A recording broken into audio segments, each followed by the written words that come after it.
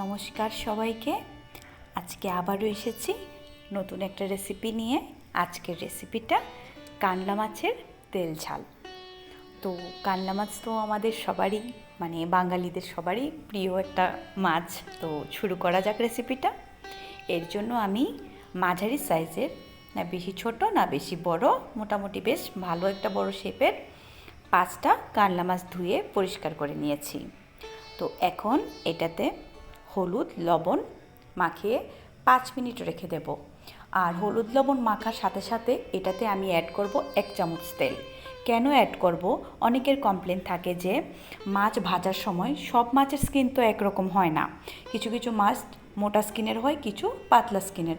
তো কড়াই যতই গরম করা হোক তারপরও দেখা যায় যে তলাতে কিছু মাছ লেগে যায়। তো বাড়িতে তো আমরা খাওয়া চলে যায়, কিন্তু যদি হঠাৎ করে কেউ আসে এরকম মাছ কি আর পরিবেশন করা যায়? তো তেলটা মাখিয়ে যদি 5টা মিনিট হলুদ লবণের সঙ্গে আমরা রেখে দিই, তাহলে দেখবে মাছটার কোথাও লাগবে না, খুব সুন্দর উল্টে যাবে। ভাজাটা করতে খুব সুন্দর হবে ভাজাটা।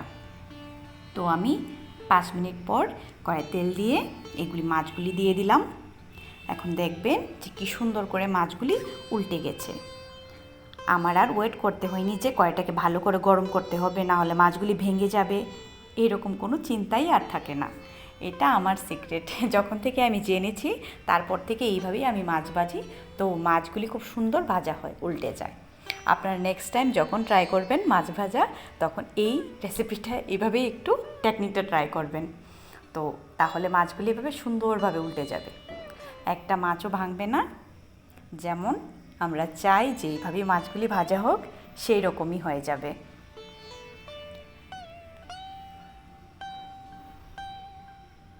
আর মাছগুলি আমি বেশি ভাজবো না, কারণ যখন আমরা ঝোলের মাছ রেডি করি তখন ভাজার মাছ আর ঝোলের মাছ একটু আলাদা হয়।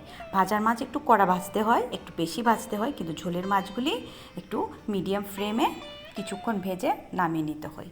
বেশি ভাজলে ওই টেস্টটা আর আসে না। তো মাছগুলি হয়ে গেছে, আমি মাছগুলি এখন নামিয়ে নেব। কড়াইতে তো তেল রয়েই গেছে, তারপরও আমি আর একটু তেল দিয়ে দেব।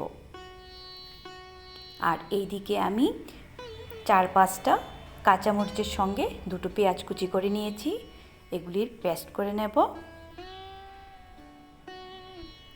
এখন ওই তেলটার মধ্যে আমি তেজপাতা দিয়ে দিলাম, আর এখানে কিছু মেথি দিয়ে দিলাম। এটা দিয়েছি, মেথিটা যে দিয়েছি, এটা মেথিটার একটা আলাদা ফ্লেভার। এটা রান্না করলে যখন ঝোলটা পরিবেশন করা হবে, যে খাবে সেই বুঝতে পারবে যে অ্যাকচুয়ালি মেথিটার কাজটা কী। আপনারা যখন রান্না করে খাবেন তখন বুঝবেন যে অ্যাকচুয়ালি মেথির কাজটা কী।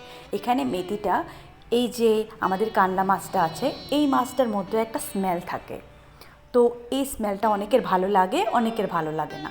ওই স্মেলটাকে কাভার করার জন্যই একটু মেথি দিলাম আমি। তারপর পেস্ট মশলাটা দিয়ে দিলাম। এতে আমি 1/2 টেবিল স্পুন করে জিরা, ধনিয়া, লাল মরিচের গুঁড়ো আর হলুদের গুঁড়ো আর 1 চামচ লবণ দিয়ে ভালো করে কষিয়ে নেব। আমার সব রান্নাতেই, সব রেসিপিতে আমি একটা কথাই বলি যে মশলাটাকে কষানোর উপর আমি একটু জোর দিই। সেই মশলাটা যদি ভালো করে কষানো না হয়, আমরা যত ভালো করে তরকারি রান্নার চেষ্টা করব যে ওটা ভালো হবে না। মশলাটা যখন তেল ছাড়া শুরু করবে তখন বুঝতে হবে যে এটা কষানো হয়ে গেছে। তারপর আমি এখানে 1 কাপের মতো জল অ্যাড করে দিয়েছি। যেহেতু আমি পাতলা ঝোল করব না, এটাকে একটু গ্রেভিটাকে একটু গাঢ় রাখবো, তো আমি জল কম করে দিয়েছি। এখন 5 মিনিটের মতো ঢেকে বয়েল করে নেব। তারপর মাছগুলিকে অ্যাড করে দেব। দিয়ে আমি 2 মিনিটের বেশি রাখবো না। উপর দিয়ে একটু ধনিয়াপাতা দিয়ে দিয়েছি।